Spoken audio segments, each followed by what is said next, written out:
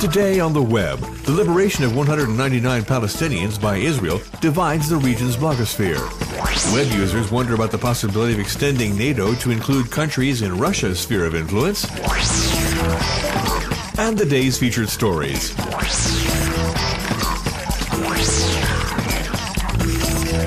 On Monday, Israel freed 199 Palestinian prisoners. This gesture of goodwill from President Mahmoud Abbas provoked reactions on the web. This Israeli protested the decision to release men guilty of terrorist acts back into the country. He feels they should be released in a foreign country and forbidden to return to the West Bank. This analyst agrees.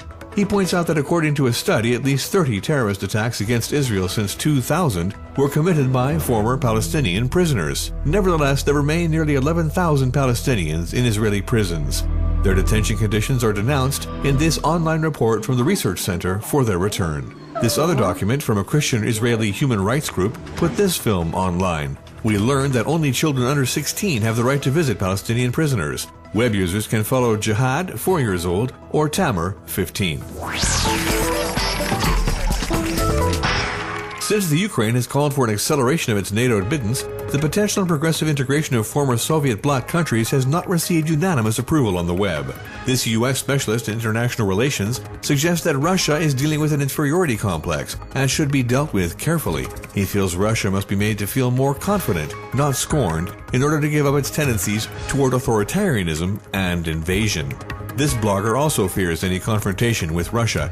He reminds us that if Georgia were part of NATO, the members of the organization would now be in a war where Russia would have the advantage.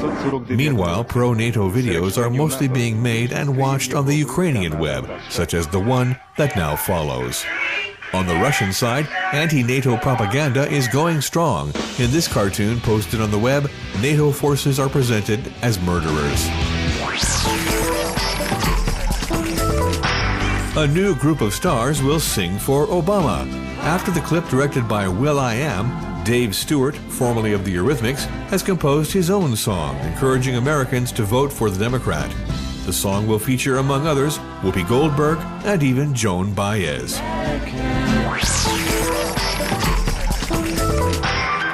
Here is the first digital library on the construction of Europe.